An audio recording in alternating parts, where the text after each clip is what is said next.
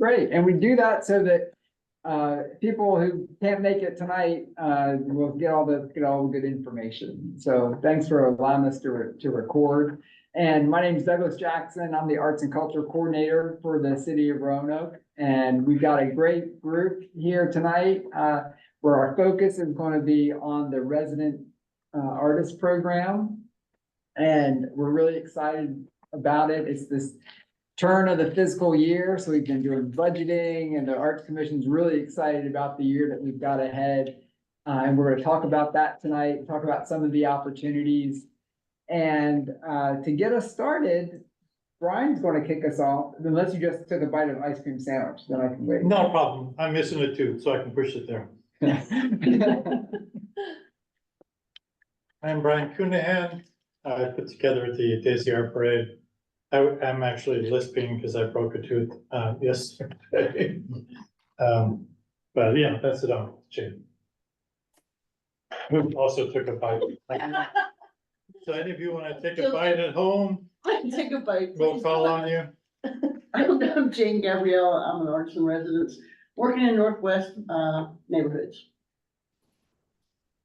Oh, we're just going around. Yeah, we're just going around. I'm Rachel Ann, local artist, writer. I'm on the Arts Connect Neighbors project, and I'm just happy to be here. And I'm Charlotte Dickey. I came to hear more about the Artist in Residence program. I'm an artist in many different modalities. Excellent. Thanks for being here. Yeah. And now we'll hop onto the screen, and I'll just go around and call in the order that we see you. And you can just do a quick introduction, and then we'll get going. And Corey. Hey, I'm Corey Greer. I put together the newsletter, and I have a really bad sunlight coming through, so I'm trying to find a place to not be blinded. So that's why I keep moving back and forth like this. It's the sun's setting like directly, like through a beam of light. I don't know. All right. And if you, I think everybody probably, if you're on here, you probably get the newsletter already. If not, go ahead and put your email address in the chat if you want us to add you, and we'll add you to the newsletter. And Cody. I'm Cody Statler. I'm a graphic designer. Working on a bunch of different stuff, but ArtSpace ROA project has kind of been the most fun and most exciting thing that I've been working on this year. Great. Thanks, Cody. Brett. Yeah, I'm a painter, mostly landscapes, but I used to also be an art director before that. So I've been working on the artist directory and a couple other things. So it's been kind of fun so far. Great. And if and Ashley Van Peer, I know I met you at a street mural, I believe. Yeah, that's right. I'm Ashley Van Peer. Recently I worked on the project over by Lincoln Terrace, and just had an absolute blast that day.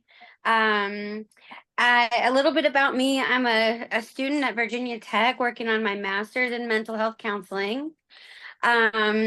Very interested in getting involved in any community projects that I can, and I do have kind of a knack for art. I do some pencil drawings and some graphics. Really I can do a lot of things a little bit. So when I got the email, I was really excited. I wish I was there, but I wasn't able to get a babysitter. So I'm glad you offered the online version. Oh yeah, no worries at all. We found this works really well, having the hybrid, so we can record it, and some of us get to spend some time together, and it kind of changes every week. Yeah. Yes. So, great. Yeah, Catherine, come on. Oh, great. Thanks for being here, Ashley.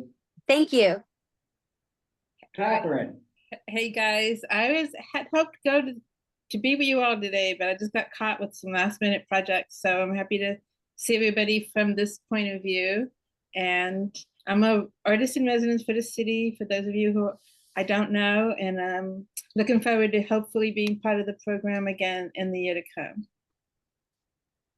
Thanks, Catherine. And Joy. Hi, I'm Joy. I'm also an artist in residence and looking forward to also being involved in the coming year. I'm a singer, I lead community singing, and I teach voice lessons. Great, And thanks, thanks. I'm making a kale salad in my kitchen right now, so it's really fun to multitask and prepare Yeah, kale salad. So thank you for having me online. we'll all stop by after for a little salad. Yeah. All right, and then Lauren. Hi, can you guys hear me okay? Sure can. Um, I'm Lauren. I live in Roanoke. I've been here for about a year. I was an artist in residence as a painter back in Michigan, where I'm from, a couple years ago, and thought it was super rewarding. And I've been really excited to get involved with the arts community here. So I was just curious to come and both meet people and hear about this program. Excellent. Well, thanks for checking in with this group, and we hope you're enjoying Roanoke so far. And Oh yeah, I really love it. great, excellent. All right, Susie. Hi, I'm Susie Young. I've been an artist in residence for the last year. I primarily focus in dance and theater. Working on a theater project right now with some folks producing a script. Yeah, I do a lot of different things, but we'll leave it there. So welcome to the new folks. Thanks, Susie. Molly Kernan. Okay, can you hear me okay? Yeah. Hi, everybody. I'm Molly Kernan. I've been an artist in residence for the past year. I'm having a really good time. Right now, I'm waiting to have a community meeting for the Belmont Fallon Target area. And we got a few things to talk about there, but I'm really excited about the bus shelters that are going to be going up in Southeast soon. Me too. Yeah, that's it. And that's a exciting project. We'll glance on that again in just a little bit. And then Nathan. What's up, y'all? I'm Nathan. I'm a fashion designer, but I'm also like a abstract graffiti artist. I paint, draw, really just anything artistic I'm into. But yeah, nice to meet y'all. Fantastic. Nice to meet you. Thanks for being here tonight. And Amy. Hi, I'm Amy, and I'm a recent grad of VCU, and I'm a metalsmith and quilt artist. Did you say metalsmith and quilt? Great. Yeah, right. I do crafts. Yeah, well, I love the metalsmith and the quilt. The kind of They're two very opposite ends of the spectrum. Yeah, very hard material and a very soft material. Yeah, great. Well, thanks for being here. Thank you. And then and is it Yolanda? Yes. Hello. Hi.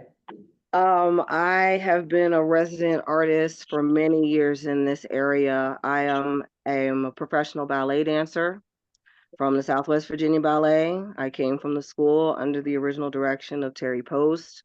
I also worked with the current director, Pedro Zalay, in the early years.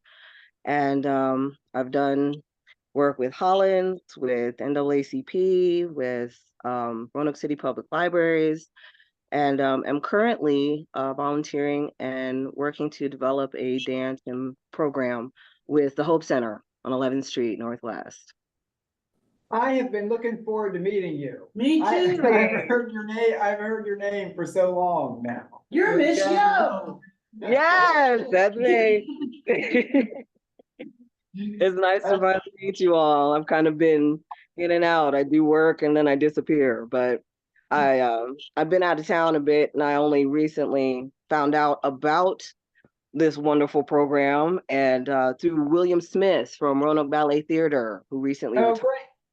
Yes, he let me know, so I'm glad to be here. Thank you. Great. Yeah, we're happy to see you. And then Dehanza, you've said hello already, but I'm gonna let you say hello again if you want. Then, there you go. Okay, hi. My name is Dahanza Kwong. I moved to Roanoke just last year, made a full year now. I am still crazy to say, wire wrapping, copper wire wrapping artist. And I just came back from out of town in Atlanta and saw the vibrant arts community there. And I am even more excited to be here because I know Roanoke has some awesome people. So thank you. Yeah, it just, it's exciting, and people who have lived their entire life here, people who are just coming here, and if we can create a community in which the arts and our engagement helps us create a sense of belonging that is contagious, we're going to do exactly what we intend. So thank you all for being part of it. And we've got a little presentation that we're going to go through tonight. We've got a couple of big projects that are ahead of us this year that we're going to organize around. And so over the next month or so, we're going to really be, a whole bunch of us will be putting our heads together, kind of shaping it, imagining what the year's going to be. Of course, the year is always going to be a little different than what we imagine. Of course, it's going to be more than we imagine. But we're going to tell you a little bit tonight how we think it's going to go. And I'll share the screen. Let's see here. Wait, somebody else came in. Oh, who else came in? Let's see. Elsaby. Oh, hi, Elsaby. Hi. Katie. Hi. Let's see. And then Kate. So Elsaby, where are you checking in from? I'm checking in from Chatham, Virginia. Excellent. That's pretty country. Yeah. But, yeah. I'm an installation artist, so I thought I'd check in and see what you all are doing. Excellent. Well, thank you. I recognize your name. I think I've run across it before. You've been doing a lot of work. I do a lot of work in the DC and the Triad area, but I've settled here, so I'd like to start putting my toes in the water. Okay, great. Well, thank you. And then Katie, do you want to say hello? Yeah, so good to see y'all. I'm tuning in from my living room if that was the check-in question. We just wanted to hear your voice. That's great. Good, Thank you. Yeah, good to see y'all. All right, and I'm going to share the screen now, and I think everybody should be able to see that. I'm going to hit the present button, and we'll make it so it's a little prettier. Okay, so thank you again for being here tonight. And like I said, we're recording this so folks can watch it. If you know anyone who couldn't be here tonight, please let them know. I'm going to try and get this up tomorrow because then we're on a timeline. Because the applications are due midnight, Thursday, the 11th. Right. And the way we do this, we get the applications and we're going to have a panel who goes through and identifies the positions we have or what positions we think we have, looks at everybody's skill sets, what they want to learn, how they want to grow as an artist. And we're going to try and do a little matchmaking. And then the resident artist program is one program of many that we have. William Smith was mentioned. We funded him under the Artist Action Grants, where we ask artists how they can advance justice, wellness, and inclusion in the community. We've got tools like that. We've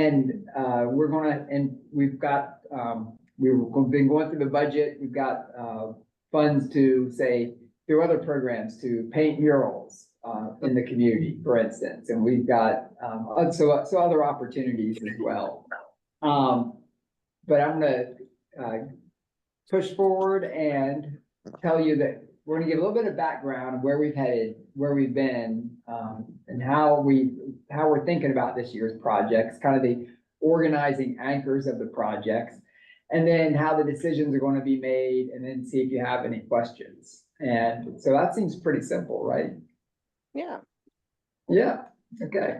So the year of the artist was how we got started in 2022 and 23. And this was the first time that we really worked directly with artists we've hired artists in the past, certainly. We've put out calls for sculpture. We've purchased art from local artists.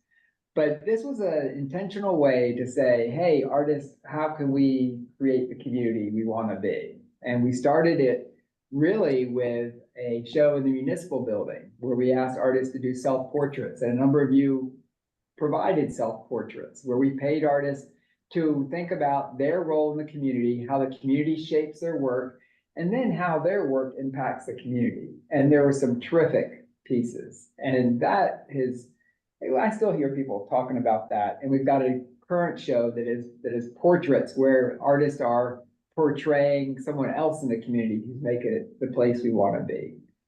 Now, those two projects give you the spirit of what we're about.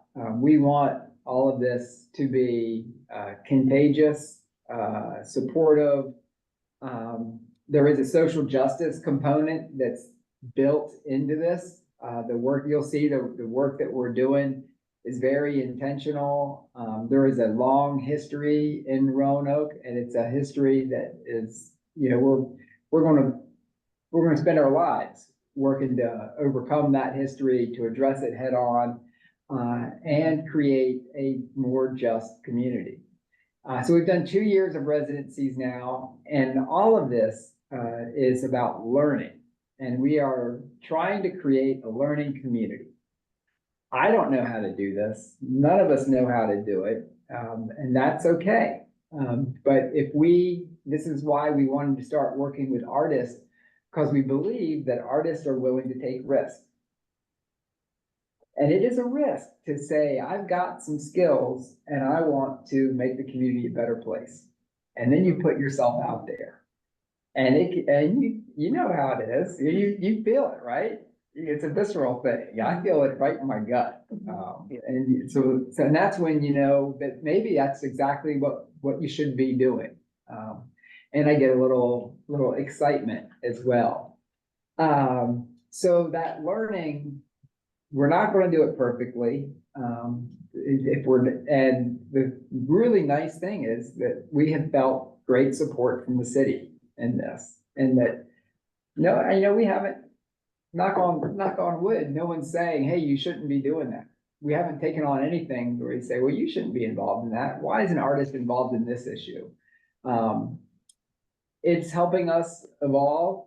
The projects that we're talking about tonight and the grants that we're writing to the National Endowment for the Arts and the way we're using our % for art funding for the city, it is being shaped by the work that the artists are doing in the community. We're not coming up with this on our own. You all are coming up with it. So we thank you for engaging with us in this way. Now, I said that we've been working with artists, and we're feeling that this is really where we're building some momentum. We're working with the arts and cultural organizations and presented to them last week some thoughts. We've had them come and talk to you a little bit. We're starting to kind of bridge these two, even though it should be a very natural bridge, because organizations are made of individuals, right? But we also, organizations have their own culture that they build. They've been around for a long time. Our city has a culture. A lot of this is just a way of also very intentionally saying, hey, what do we want to be? What are the status quo decisions that have been made that might exclude some people? What are the status quo things that we just think it's just the way we are when maybe we're somebody entirely different? But we've got we've got an ecosystem around the arts, and we're starting to say very intentionally that we are creating every day the place we want to be. That's what we're doing through the arts in Roanoke. Every day, creating every day the place we want to be. And that's happening from, the artists, creative businesses. I think there's a real connection too. We have the innovation corridor. Innovation is about creativity.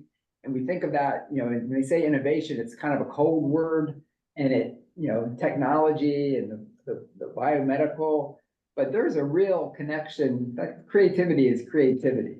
And there are ways that we can engage and connect that way.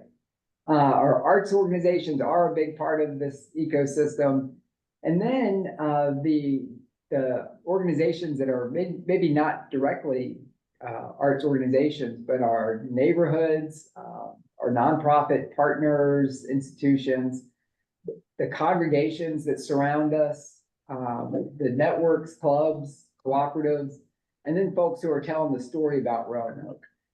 We are, over the next couple of years, we're really working on, what does this identity of Roanoke, how do the arts shape it? How do we see ourselves differently because of the way we're engaging with the arts? And that's a question that we're going to keep exploring. Oops, I went the wrong direction. And so the artists in residence are doing really significant work. We've already talked a little bit about the mural project that Simone Patterson led. And I'm going to try and keep moving this around so you can see the full picture. Simone Patterson was has been an artist in residence, working at the Envision Center with young people. The designs that got put on the street emerged from the work that she did with young people over the course of 4 seasons of the Dreamin' Big art project. And we see the work that she designed and developed there, we really see it as a launching point this year. We're going to be looking and treating Melrose Plaza, the Envision Center, the Horton Park, the Kiwanis Park, Goodwill, that complex, all of that is a campus, and thinking how can artists engaging with young people on a regular basis there, how can we make that safer, healthier, more welcoming, and a place that people belong. Polly Branch, over the past year, has been working in the Gainsborough neighborhood. I'll say the past year through this one particular project, but she's been working for decades in the Gainsborough neighborhood and worked with the images of David Ramey Sr., the late artist David Ramey. Worked in the neighborhood to select images that are now on the wall of the Ramey lot. And there you see David Ramey Jr. on the left-hand side. The picture on the right-hand side is Polly talking the dedication. This was an intentional project to celebrate the work of Mr. Ramey, but more significantly talk about the impacts of urban renewal, talk about the decisions that were made, talk about the community that was destroyed, and intentionally so. And the last image you see is a bulldozer that the neighborhood wanted to have shown. And so that should be a constant reminder that assumptions can be made, that we have assets all around us that we are not valuing to the degree that we should, that we are taking shortcuts, not getting to know what's around us. And if we can be nothing else, we should be artists or observers, and we should be able to point out these things, bring in people and their gifts and talents that have been overlooked. And there's Jane. Jane's been everywhere. Jane, you've been everywhere, and you're doing everywhere is at the same time. I know. And Jane's got big plans in Gainsborough. And why don't you give us a little quick synopsis since you're sitting right here? Okay, so I got a hold of some theater sets from Blue Ridge Nightmares that went out of business. They are storefronts, 3 storefronts. And so we spent a day taking them down, and later this summer, we plan to reassemble them in an empty lot in Gainsborough and sort of make a temporary village green, covered in beautiful white lights, and program it with stuff from our arts catalog. See, I lose words. Ice cream socials or just different things like that to get people talking about what it feels like to have businesses in Gainsborough because they've been gone for so long, and that is an invitation to dream, to decide where Gainsborough goes from here. And that's just one of many things Jane's been working on this year. And one of the best things I think everybody identified about the Daisy Art Parade this year was how many participants from Northwest were there, how many, it was, and then Yamaye, gorgeous. Yeah, yeah. All right. And then we heard Cody mention Art Space ROA. Johnny Quinn was one of our artists in residence, part of that team. And we had a team of 7 or 8. Cody, how many people we have? 6, 7? I think it was 6 of us. Yeah. And Mr. Pedro, who we heard mention, he was on that team as well. And this is about how we create affordable housing for artists in the community, how we can center a neighborhood, or center a space to live and work around creativity. So that exploration's continuing. And then Corey, Corey's been, if you got the newsletter yesterday, you saw this marketing piece for the artist in residence, and Corey's just been creating these joyful illustrations and breaking the fourth wall. So it's the only reason I open the newsletters, to see what Corey's done. Yeah. Corey, do you have anything you want to say about that since you're here? I was gonna say that I can see now because the sun isn't blinding me, and yes, I do the illustrations for the newsletter, so that's been a lot of fun. And I like that kind of art. I'm all into comics and sci-fi and that kind of stuff, so this is right up my alley. And I'm hoping to be a part of the continuing journey. And I really had a good time being involved all this past year, and so I'm really thankful to be part of the mission. Great. And I think this is a great example too. We want to have no matter what your thing is, whatever gets you excited. And this is a message, that we should be operating under as well. Because whatever gets anybody excited and passionate, kind of gets them, how it is. You feel it again inside, and you kind of yearn for something and it doesn't matter what it is. It could be textiles. It could, whatever it is, there's a way to engage in that passion and use it to make the community a better place. And this was a great example. It would be a sad newsletter if Corey didn't take his creativity and apply it there at the heading of it. So thank you. And it really is a good example. John Merle's one of our artists in residence, and he has helped set up, the artist muralist in residence is not about the muralist painting murals, although he gets to do, there's one he's going to get to do through this program. He's also been working with a number of other artists. Rachel Ann's one, who's about to get started on a mural in the West End Center. Very soon. Yeah. Very soon. Yeah. Describe Big. It's very big. I pedaled past it today, and I was just like, so excited. It's like twice as big as the original design, and I've never done a mural before, so I'm excited. And nervous. Yeah. It's supposed to be it's supposed to invoke the landscape of Roanoke, and the river specifically, but I'm an abstract artist, so it's just a lot of joyful shapes and color and movement, and it's gonna be on 4 walls. Yeah. So. And there were kids out playing basketball today there by it. I was like, oh, that's gonna be so different. Yeah. It's outside. Yes. Yeah. It's gonna be hot. Yeah, oh yeah. It'll be good though. Yeah, yeah, you've got the southern, is that mostly southern exposure there? I don't know. That's a good question. I Yeah. don't know. Or maybe it's, I'll have to figure that out. So we've got, there's 6 murals that are happening, they're kind of slated to happen between now and the fall, so there'll be more happening there. And we also want to pop up a kind of a mural, like a March mural days where 3 murals are happening at the same time. And that's going to be pretty exciting, I think. Yeah, so lots of things in the work. Catherine Devine, what's going on here? Or can you unmute?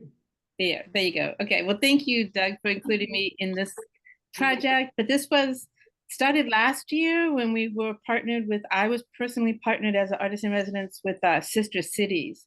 And we started talking about all the sister cities when we had the exhibit along with the different self-portraits. But this is the current, no, that is the self-portrait show, that photo that you have there. So anyhow, that was one of the projects that I was happy to be involved with, which was just kind of rounding up artists each month during the third Monday before the city council meeting to talk a little bit about their particular piece of art and what they, what inspired them. And they invited their friends and family. And it was a real delight to get to know so many people personally, and for each of the other artists also to get to know a little bit more about each other.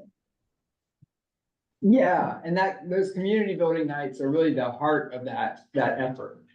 It's been really nice to get, usually about 20 people who show up and get to know each other in a different way.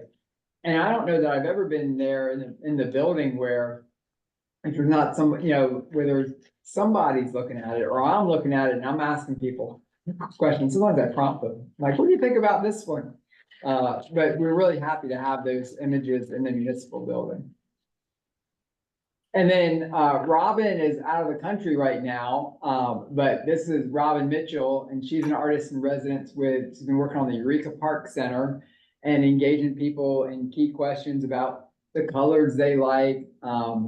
This was an image of a mural that got painted really quickly on the Juneteenth last year, not the Juneteenth this year. But Robin's been really, I know Parks and Recreation's really enjoyed working with her on this, and she's been writing a call for an artist to do the next, to do a project at the Eureka Park Center in conjunction with the architects. And this will be an artist that we'll seek probably from out of the community. And part of what we'll ask them to do is do an artist talk. We'll focus on someone who can really engage the community, and we'll have a workshop for artists so that we're kind of infusing some outside energy into the work that we're doing. And we've done that in the past with Napoleon Jones Henderson, Cheryl Foster out of Baltimore. Terrific artists that the community really responded to well. But we've been so focused on artists in the community lately, we haven't done much of that. So it'll be fun to have another project like that this year. And then Katrina's not available tonight either. And there's Katrina with Sam Rasool. And that's with a mural she painted on the dental clinic. I've lost the name of it. Somebody can help me. We'll call it New Horizons Dental Clinic. That's it. You got it on Williamson Road. And Katrina's also, she's got a mural coming up, and it's going to be on 10th Street, and it's another great design. And she's been doing a lot of community outreach in conjunction with Lick Run Farm on 10th Street, which reminds me that we have been trying to get that project going for years now. And we had talked even with McCadden when she was alive. And things have changed with neighborhoods, and the neighborhood organizations, some of them are still really active, some are less active, but we've got some new emerging hubs too. So like Lick Run Farm is just an amazing spot, and that's going to be a center for community. I mentioned congregations before. There's a good, congregations, church buildings can be a center for community. Look at what's happening at Riverdale. That's going to be a whole new space. So we've got to allow our community to change, and this project we see as a way of helping us explore that as well. And look, there's Molly. Molly, what's in your hand? Oh, you're on mute. It's a huge butterfly. That's me. And my husband's wearing the chicken. And what were you doing there? This is the Daisy Art Parade. It's our I Heart Southeast group. And how many different pieces of art did you think you pulled together for helping the neighborhood prepare for that? Oh my gosh, Doug. How many pieces of art did we make? Well, a whole lot. A whole wagon full and a whole snail platform full. And we got all the hearts and the gnome head, and man, we just had so much fun. Yeah. In addition to that, Molly's worked on bus shelter designs. There are gonna be 3 bus shelters that feature pollinators that Molly's created out of the cutouts, or they might be, we're not sure, we're still working out the final details on how that's gonna be done.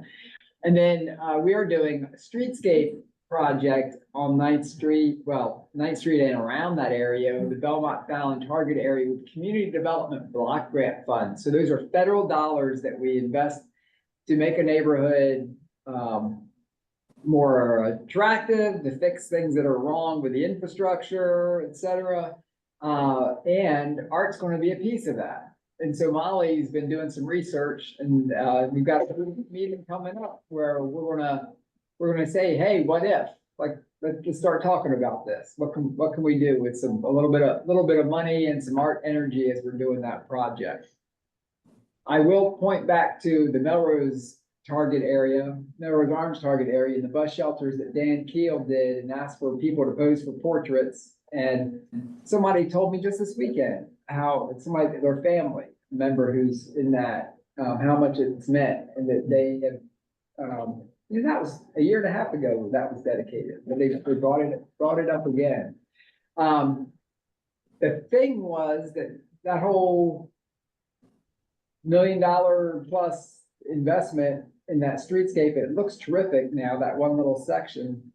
And as we do this, we've got to be investing in the businesses and the facades and connecting people to it. And that art piece is what connected people to it that day, clearly.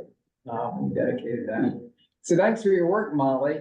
And then, and Susie, you talked a little bit about this.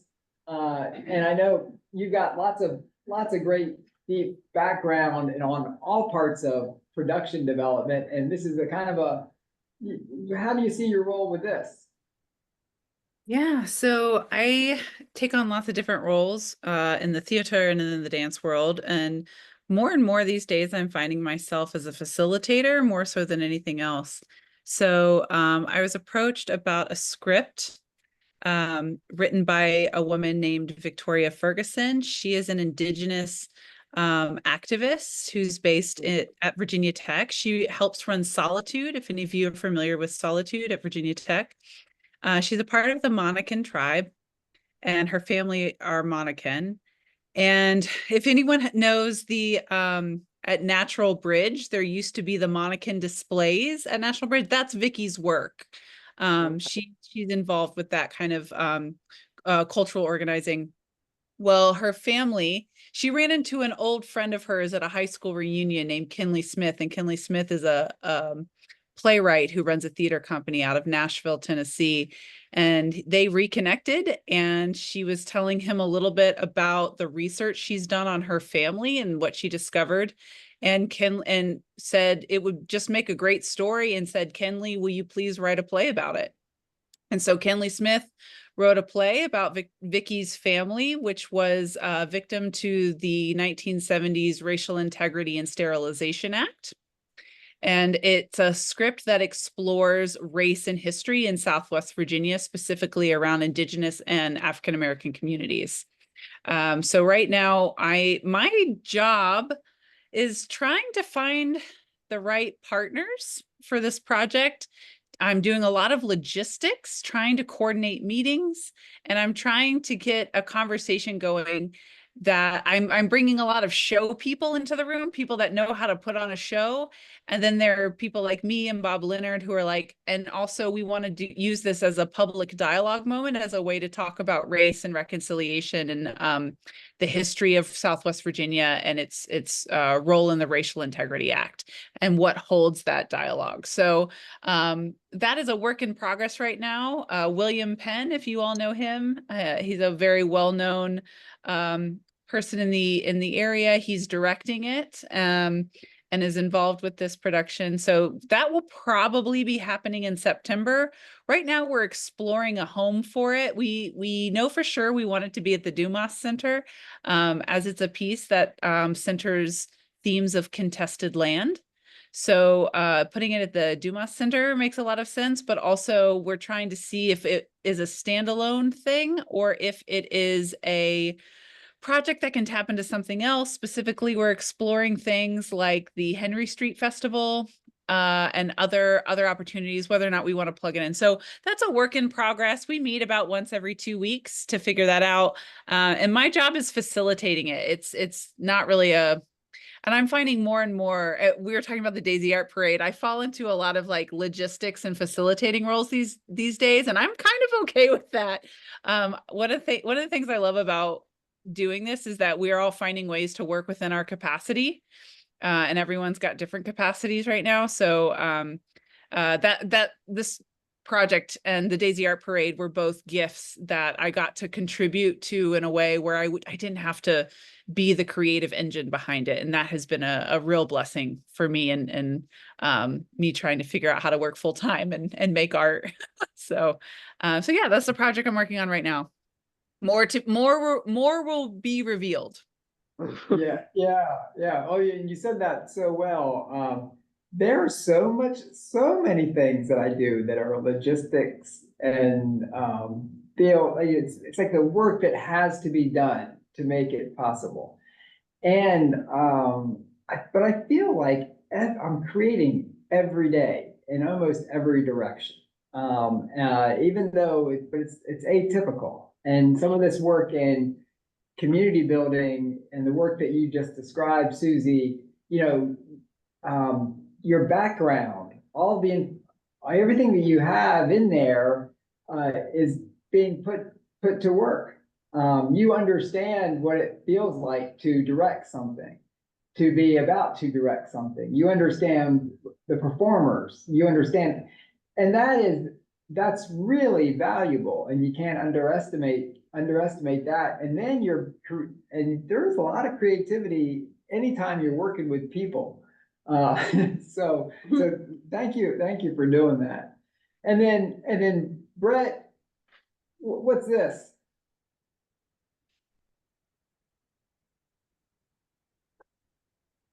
Did I catch you off guard? Can you see what that is? No, I'm just hearing what you're saying. All right, what is this? Oh, well, it's just the Virginia's Blue Ridge has an artist directory, and it's kind of always been, it was part of the Arts Council originally, then it got moved over there when the Arts Council shut down, and it's been a little bit hidden, but people who come to the town, come to Roanoke for businesses, for pleasure, whatever, they have this resource where they can find out what restaurants are, what businesses are, what other, if they need a business of some type, it's there listed. Well, artists are as well. And I've been working with them a bit to try and streamline the setup. I actually went through the way it is currently or was previously and tried to write up some newer instructions and had a friend do it. She told me, she says, well, if you hadn't asked me, I would have given up, but I went ahead and did it. So I talked to them a bit about it, and they've kind of cut out some of the steps, so it's more useful for an artist to fill it out. And so if they put their information and some visuals on there, it's always available to anyone who's coming in looking for a commission work, or looking for a certain style of work, or looking for a playwright, or looking for a musician. That information's always on the site. And it's probably one of the most recognized sites in the Valley and easiest to find, especially if you're visiting, because they have brochures and other promotional materials. So people are more than likely, in their evenings when they're sitting around their hotel room, to go there and kind of poke through it. And so, the artist directory, it's great for a lot of people, but a lot of people or a lot of artists have always thought, well, what does this resource do for me? And I think that's what they've been working on recently, is to just try to express to people that, you know, so many eyeballs go to this website. It's just good for them to have some kind of, you know, business card, stay place thing there, so people can find them if So keep an eye need to out. work. You know, there's been all these people in this pregnancy group. Oh, go ahead. You're cutting in and out a little bit. You were saying something? Yeah, you're cutting out a little bit. Well, you're cutting in from. Okay. So, but everybody keep an eye out. Well, I'll leave it there then. Okay, keep an eye out. Soon we'll have instructions from Brett on trying this. We're gonna give it a good college try and see what we can see what we can boost that to. Oh, look, there now two did pop up there. Oops. You do have. So we got 2 years under our belts. So. Yeah, excellent. So then, Brian, there are two things that this year is really gonna focus around. And one of them is the Daisy Art Parade. So I want Brian to talk a little bit about what's ahead for us. Thank you. I want to welcome all of the cool new people that are moving to Roanoke or looking at Roanoke. So I'll go a little bit more into what this is, but there is already a video out there, Doug, that we described this in detail. The main idea is that as an artist in the community, I wanted to work on a project that links to what my practice is, which is really making the ordinary and everyday profane type things into something more profound through just looking at it in more detail, spending more time at it and exploring a bit more. And so what the Daisy Art Parade was for is an opportunity to provide a platform for artists in Roanoke to show their creativity, and in a very large spectrum of artists. So little kids are wonderful artists. There are amazing engineers who like to do very complicated things, and there's a full spectrum in between. One of the things I love about Roanoke is how people love to really go out decorating for things like Halloween. Shout out to Molly there. It's amazing. You could do enough to decorate your yard, and then there's 10 steps more. And I think there's a lot of creative people in Roanoke whose creativity is actually dressing up, doing costumes, and a parade seemed a perfect way to provide a platform where so many different art forms could all meet at one place with one basic idea in mind, that it's an art parade, and the date was based on UNESCO World Art Day, which is April 15th. And that was our first year of the parade, was April 15th. And then it was April 13th last year because that's a Saturday closest to April 15th. UNESCO just has a really nice way of synopsizing what art does for communities and peoples around the world. And so I adapted a lot of what their ideas were into the parade. And the rest, I think, is in any other video. Sure. Well, I don't have the video. Okay, well, no, there's a video that we had here in one of these sessions. Oh, yeah. That goes into a lot more detail. Gotcha. I know we're running out of time. So this is the first year. And you can see we had different groups. The number 9 on the bottom, that represented one of, I think, 23 different community groups that came together throughout the year to make art together. And to plan, to think about what they'd like to do. And it was a very, it was an evolving process rather than one person coming up with an idea and a lot of minions making it for them. This was really a community-driven, community-generating process very fun, very joyful. And I've worked a lot with the Southeast group. Molly brought so much creativity to what we were doing there. There was probably some beverages consumed and fun music and other things I won't get into. But it was really a chance. I call it the opposite of an elevator pitch, where you don't have, your elevator pitch, of course, is you got 30 seconds in the elevator to explain, what is your idea? And with this, you have 2 or 3 hours where you just pull up next to someone and you make art together. It's like being in the kitchen in the old days, and you just get to know people. And you find out that you have things in common about 15, 20 minutes in. It's a pretty beautiful thing. And so that's what all of those numbers represent. There's different groups throughout the city come together to make art, sort of Mardi Gras style, I guess. And I've been pushing the idea of having crews so that there would be a group of people who might not know each other in any other connection in society, except when they're making these things together for the parade. That way you can have people from different neighborhoods, or you can have people from different walks of life. And each one brings a skill that the other person would find magical. Some people can't cook, so if you can't cook and someone can, it's amazing. And so on. So it's just broadening the idea of what art is, amazing one another with our ordinary things that we do, but it's extraordinary to someone else. And it helps to bring us together more as a community. So that was the idea of the parade, is that it would be a way to get us out of our silos after COVID, come out, meet one another, and be amazed at what we all can do as ordinary people. And so, Doug, do you want me to carry on with this one? Yeah.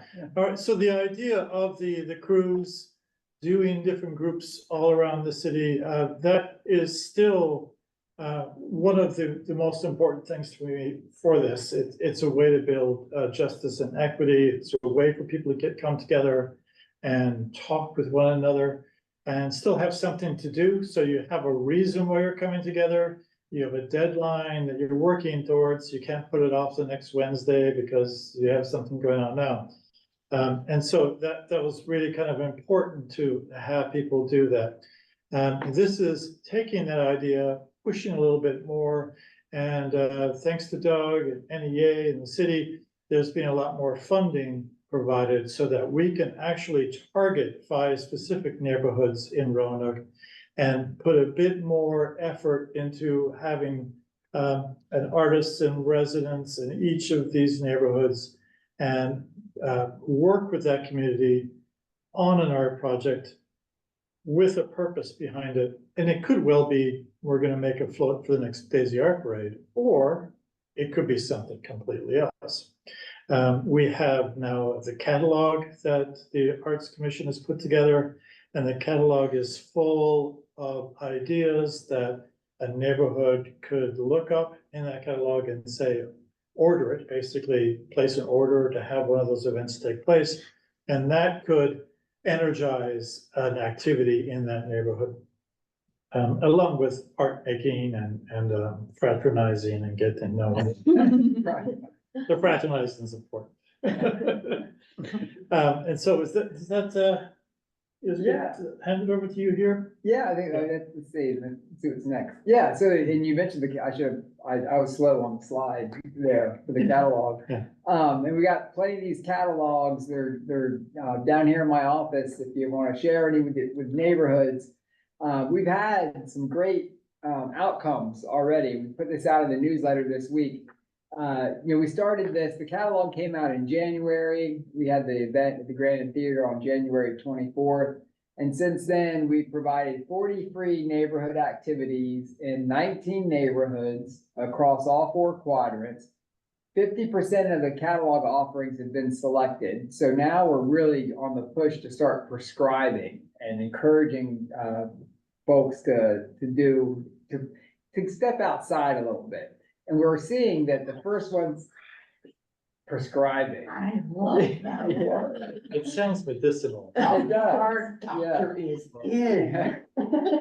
So what you might need is some poetry, for instance, yeah. And we're finding that, we know there was a reason why we didn't want to put face painting in there. Because that's the first thing people think about. It's very passive. It's much, they paint your face. And that's the easy entry, right? But we do have face painting in there, and it's a great thing. And it is a lure to have a pop-up market happen in your neighborhood, for instance. But we want to move it to the next level. So what would it be like to dance with your neighbors? That's a little next level, right? Or to stand in a circle and sing with your neighbors. So we're gonna start encouraging more of that. We've only used 60% of the resources from that grant. And so between now and February of next year, we're gonna expend the whole rest of that grant. And we've leveraged $100,000 more to continue that from March of next year on. And so we're really excited about that. I say this because we are going to be putting a call out for artists who can provide activities to add into the catalog. So we're going to start late this summer, early this fall. You might have something that a neighborhood needs. And I imagine that by next spring, we will print the catalog again. Our vision for it in the next iteration is going to be kind of a magazine where it's celebrating all the things that have been happening so far, and then has the offerings. So that's going to be around June of next year. But we've got the online catalog, and we're going to keep handing out the catalogs as they are, add in more. We'll probably have 100 different activities in there, because I've talked to a lot of people who say, "Oh, you know what else we need?" And I'm like, yes, we do. So keep it. So that's another opportunity. And we pay the artist directly for that. So once somebody selects you, you just invoice us. There's a little bit of process in getting you set up. And then it works really well. So that's another opportunity. And we're going to be out there, working with new partners and different partners, and stepping back to our core outcome of connecting neighbors and strengthening neighborhoods too. We're going to keep focused on that as well. So if you're interested in being an artist in residence, here's what we're asking that you do. We ask you that you dive in and take that risk and learn alongside us. So, if we are able to learn in community, we can do anything. We ask that you come with that willingness, kind of open-armed, wanting to connect in the community, apply your creative process in the world around you to help us make the community a better place, actively participate kind of in the network like we're doing tonight, collaborate with other artists. One of the really joyful things is watching an artist work on a project and seeing all the other artists show up for them. And that happens each time, it seems. And then we're asking that you dream big. Help us, we want to raise the bar too. Because we just want to raise the bar. Then the positions we have the neighborhood artists that Brian mentioned in the 5 neighborhoods. We're going to have teaching artists in specific art forms. And we're not, there's some examples on the application, but we're not tied to just those. So we're interested in what skills that you bring and how you can engage neighbors in a community, individuals in our community, in not just learning the art, but how are we building better lives by engaging through the arts? So that's a role. We've got some roles, like I mentioned, to help us get public art projects going. And these public art projects are community projects as well. So if you're interested in that kind of, helping to scheme a little bit and make connections and explore public art, that's an opportunity. We've got the facilitator roles. And those facilitator roles are specifically to the catalog and where we're helping the neighborhoods and we're helping the artists, kind of match up. And then we've got some communication roles. So there are lots of communication that needs to be happening more and more. There's a lot of word to get out and we can do a better job of it. And so we're gonna work with some artists with those skills to help us there. And let's take a quick look at the application, and we're almost done, but I do want to just run through it real fast with you just to see if there are any questions. So I'm going to escape out of that and we'll hop over here. Then we'll stop share. And then I'm going to share again, share screen. And then can you see that? It's not the right window yet, but Yes. it says Zoom. Mm-hmm. Yeah. Here's what I'm trying to get at. I think I got there. Okay, so this is the application and the term is from September 24 of 2024, this September to next August. And there's a little description on there. It tells you where the focus neighborhoods are and what our core programs are that we're building from. And that it has those artist roles listed. So all the kind of information we've gone through, and then it says, oh, hey, look, we're having an event tonight.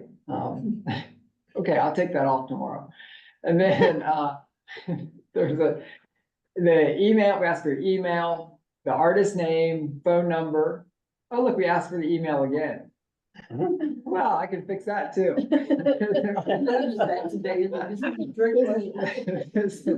We're just checking to make sure that it's consistent. Yeah.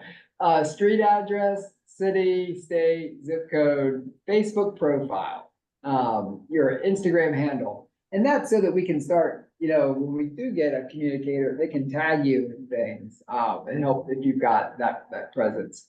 Your website, and the panelists will go look at this too. We will have a panel. I never get to make any of the decisions on these things. It's always a group panel. We have a member of the Arts Commission who's on there. We'll get somebody who's involved in these projects.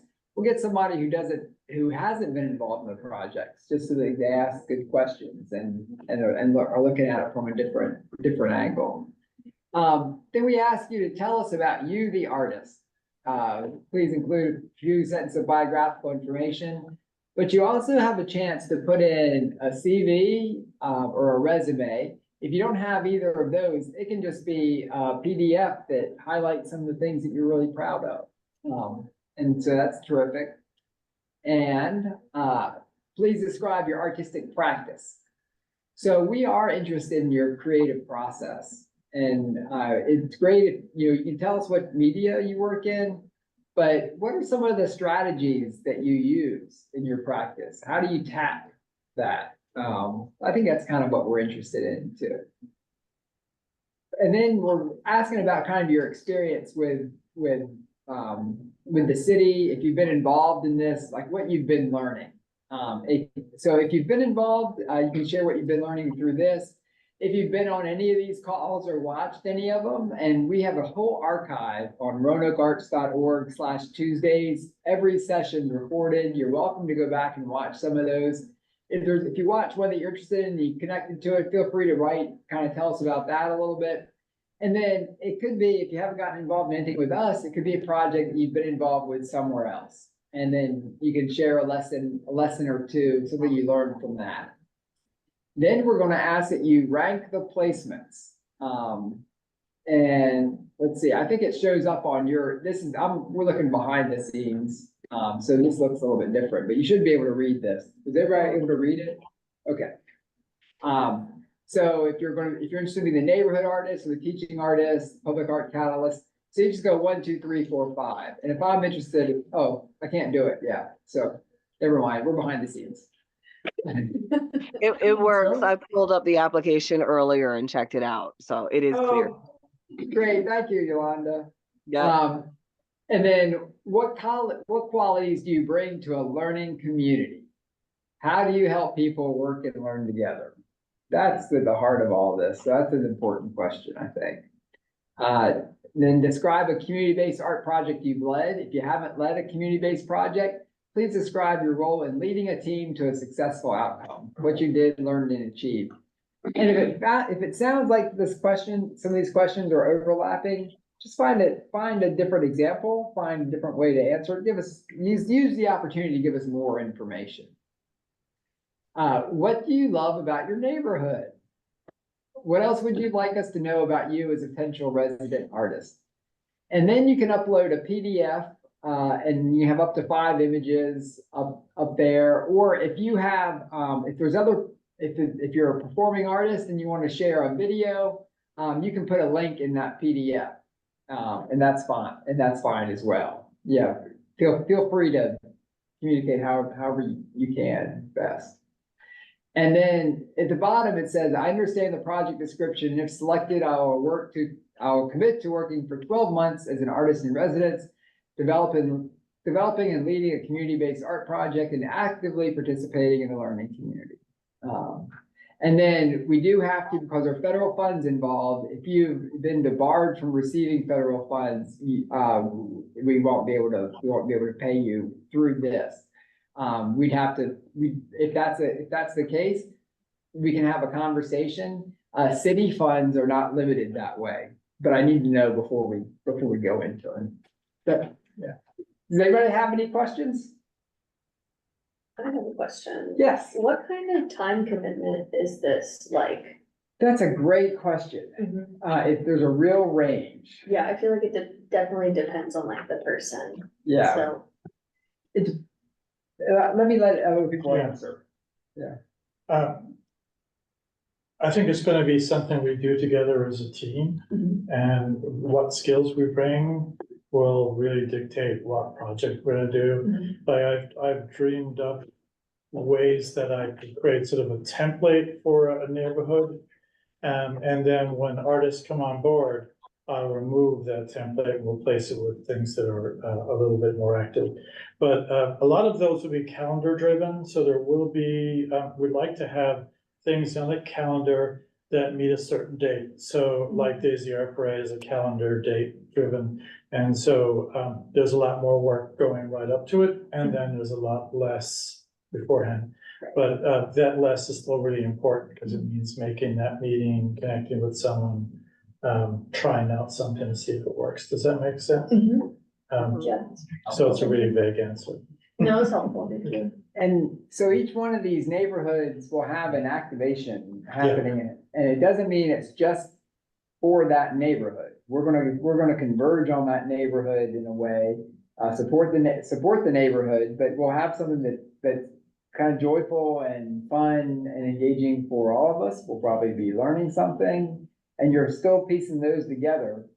Yeah, basically the idea is you'd have maybe the one in Southeast, and my studio is in the Riverdale complex. So one part of what the activation would be for Southeast in my loose concept right now is around Halloween on November 2nd, that we'll have a lantern parade at night through that whole Riverdale complex. And so we'll make lanterns and do things.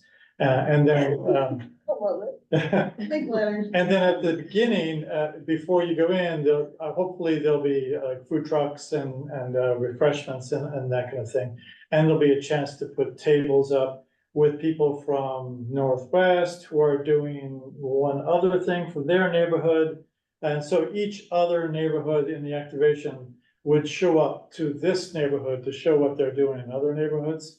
And that's why it's called Daisy chaining what one neighborhood's doing, so that you can then take those people from one neighborhood where you're comfortable going to visit and following the artists who are doing interesting things to other neighborhoods we don't necessarily go to. So we get to all meet each other a bit more. If I could interject a bit with my work with the Hope Center, because I know that our students have participated with some of the events. I know we did a Hope Train for the Daisy Parade, I think last year, or the year before. And actually in the post you had up a few minutes ago, the what does hope look like to you? That was actually my little brainchild from the year before, that we got the kids out and the children in the neighborhood, and we've actually started an annual event of our community cookout for the Northwest, for 11th Street and that area, and I'm looking to expand that and having more artistic events that the children are able to participate in, because for that community cookout, with the grown-ups, they come out and they sit and eat, and the children participate in everything they can get their hands in. So the more art I can get over here and get to the Hope Center for that, the better. We have a few dance groups that come in and participate with us, but that's something I would like to expand on, if that's a possibility, as far as a calendar event. Thanks, Yolanda. Yeah, and that's the goal, is to tag on to other events that are happening. So we're thinking October always has the Melrose Fall Festival at Melrose Plaza. So, and we partnered with them last year and had our inaugural Youth Poet Laureate announced. There's some poetry happening from the stage. So we can, like, how can we make that even bigger by bringing this into it? We had some artists at the Hope Center at the cookout this year through the catalog, but that was just a start, right? Yeah. Yes, that was just the start. I was so glad to see you all out there, actually. That made me very excited coming back this year and seeing you all participating with us for that area of the community. So yes, that is just the starting point. We have a lot to do. Great. Thank you, Yolanda. Dehanza. Yeah, I have a quick question. So, to be an artist in residence with a certain area of the city, do you need to like live in that area? Like if I live adjacent to Northwest or the 11th Street West, could I still apply in that area? That's a great question. And you don't even, technically you do not even need to be a resident of the city to be an artist in residence. Right. So, you can live on the edges, it's good to be close so you can be there and be really active, but you don't need to live right in the neighborhood to serve that neighborhood. Even Salem? Even Salem, you can even live in Salem. Oh my gosh. I live in Salem, don't hate. And then I had a quick question. Are the artists in residence, I know we talked earlier about involving like local businesses. Like I've heard of some businesses who want to get involved with the arts and maybe do like a pop-up art show or something like that. Would this be an opportunity to involve them as well? Oh yeah.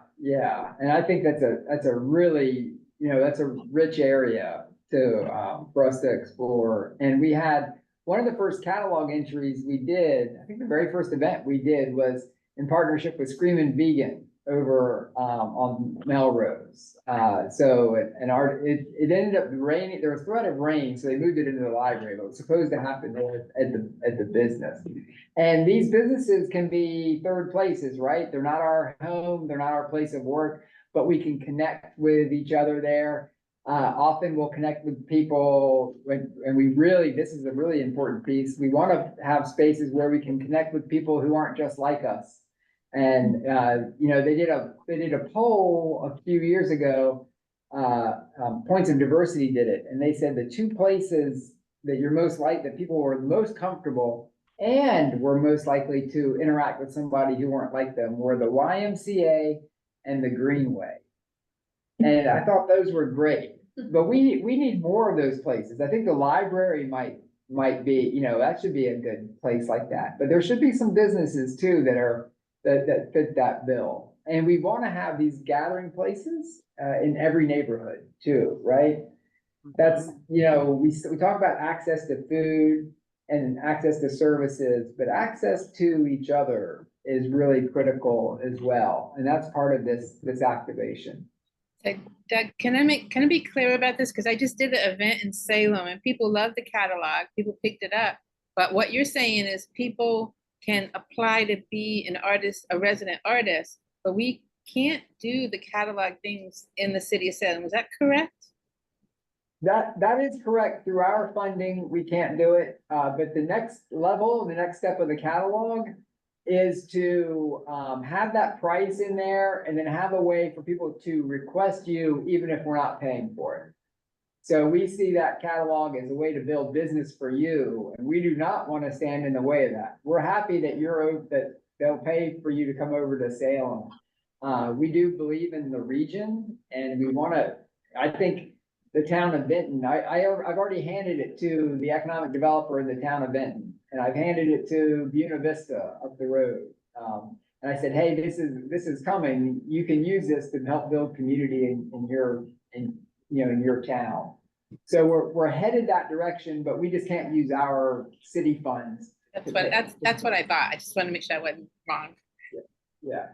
So, and then back on the time question, and it really will be a range, and it won't be, we want to make sure it's a fit for you too. And we feel like if you are getting something out of this, if you are, you've got goals and this is helping you achieve your goals and advance it, the stipend is, we hope, is meaningful. It's not going to be a full-time job. They will range from $6,000 up to $10,000 for the year. And we're going to work hard to, with the panel to kind of place it out, look at everybody's skills, figure out how far the budget will go. And as we've been doing the budget, I just keep boosting it up. Well, we've got a little bit more money in the account. We can do a little bit more this year. And that doesn't have to go to the RAC until the 16th, the same day after the panel. So there might be, and it goes to council on August. We'll share it with them. So we got a little bit of flexibility where if we need to keep adding a little bit more, we can do that. I just wanted to say two things. I go by the adage that if you love what you're doing, you never work a day in your life. So, I mean, just do what you do. Do what you do, but do it in community, right? And, and part of this is the leap of faith, the Indiana Jones and the Last Crusade, and him stepping off on that cliff on a bridge that's not there. That's what I'm doing every single morning when I get up, and I'm loving it. And you'll get more work.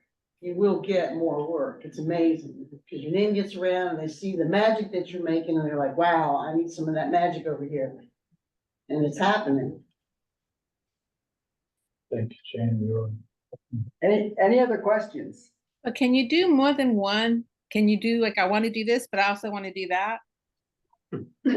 Oh gosh. If Jane's going to just say the answer to that's yes. Because I don't know. Isn't that almost inevitable? You're over here too. You can be in the catalog and be an artist in residence, and you've done that. We're asking you to prioritize where you are. There will be a point, it's like it is now, where Jane will say, oh, I'm doing this next weekend. I need people to come over with power tools and help me dismantle a set. And then you're like, oh, that's interesting to me. I'm going to go do that. It's kind of y'all, some of these things are y'all come, dig in when you can. And we understand when you've got something else happening, a work commitment with your main job, and you've got to travel and you can't be here for something. We understand that. I was thinking more the projects that I have been doing. I feel like we just really just scratched the surface of those projects. I want to see if I could possibly to continue to grow those particular projects. But what if I also want to do another thing that you all have got on the calendar this year or on the resident choices that we didn't have before? Oh yeah, well, yeah, I put that down, and like I said, we've got some other resources, the Artist Action Grant. We've got other partners, and the work that you've been doing specifically under business development. We need to go over and sit down and talk with some folks like the Gauntlet and whatnot and figure out some strategies. Yeah, because I hear what Jane's saying. You love what you do and your work is part of your passion, but you also got to pay your bills. So having that balance where, I got to make sure I know I'm not over devoting my time in a way that I'm running myself, like running into budget issues. So yeah, figuring out that part is important. And I'm glad that you all have been a big part of validating the artist's work and valuing what we do on so many levels. And you've got to do that self-check too, right? And say, what are my goals right now? Does this help me advance these goals right now? Yeah. And only you'll be able to answer that question. Yeah. Right. Anything else? I ate 3 ice creams, so. Oh, you have more than one? Oh, yeah. So I ate one. I think I ate one for Cody. Yeah. Anything else? Any other questions we didn't answer? All right. Well, thank you for taking the time and being with us tonight. Again, I always feel energized after hanging out with you people. Yeah, I love the Daisy Art Parade. If you're at all interested in Daisy Art Parade, doing something with your friends, please reach out to me. Get daisyartparade.com is the website, and just have a look at the website and send me a message. So I'd love to just meet and chat with you anytime. And it is not too early to be thinking about your theme for your group of friends who are going to be walking in the parade. It takes a long time to build a dinosaur. Yeah, and then to teach them how to tap dance. Yeah. I just wanted to point out there was a comment in the chat from Katie saying, I am wondering if there is a list of mural locations so folks can visit them. Don't know where they. It's almost like I planted Katie in here. Katie and I have never, Katie and I have never met, so I'm sure that we didn't plant this. But we have Sierra Civ is a really lovely recent graduate of Hollins University, and she is interning with us this summer. And she is creating for us in our catalog an online directory of all the murals. And so you'll be able to get interpretive information, et cetera. And so she's got 4 more weeks with us before her internship's done. So there's a timeline on that project. Yeah. So thank you for asking that question. But it'll be hard to keep it updated because we keep adding murals so quickly. Yeah. All righty, everybody have a great night. Thank you. Thank you. Bye. Which one are you starting your That's a great